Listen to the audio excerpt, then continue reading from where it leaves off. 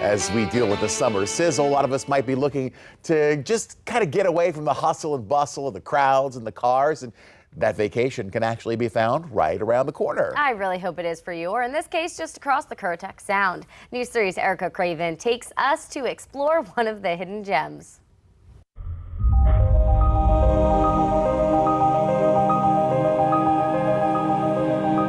A slower-paced way of life can require a serene trip to get there. And Serene is one way to describe the 5-mile trip from Currituck, North Carolina to Knott's Island. Although Knott's Island is a peninsula and not actually an island, many prefer to get there by ferry. Before the 1960s, when the ferry was commissioned, Michelle Ellis with the tourism department tells me the only way to get to the area from Currituck was a 50-mile car trip that crossed state lines twice. Our county is actually divided into 3 separate sections. They're divided by water.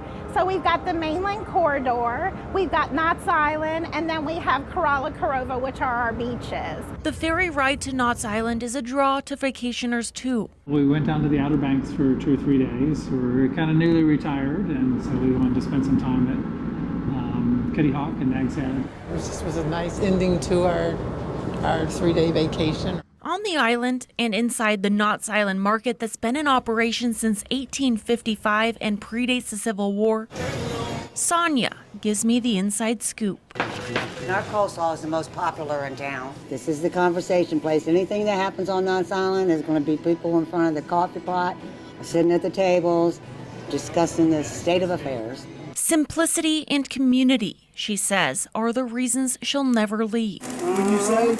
Yeah. Cliff, who was born and raised in Knott's Island, agrees. The peace and quiet, the everyday life of meeting people that you know, speaking, they speak back. Have a good one.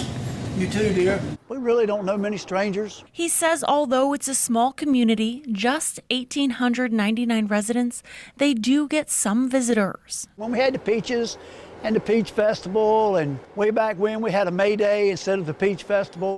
Whether it's a sub from the market, or a picnic at the Zen Garden, or a stop by the Peach Festival next weekend, visitors can find ways to unwind. Simple, natural beauty around every corner.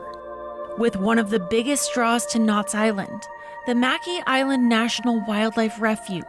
The last time I went, I got to see an eagle's nest with 2 babies in it. And that's a rare thing.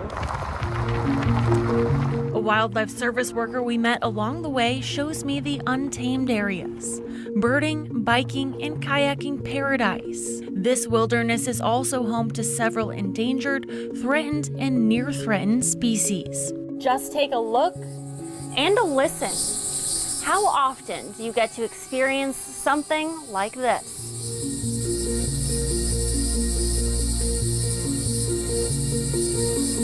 In Knott's Island, Erica Craven, News 3.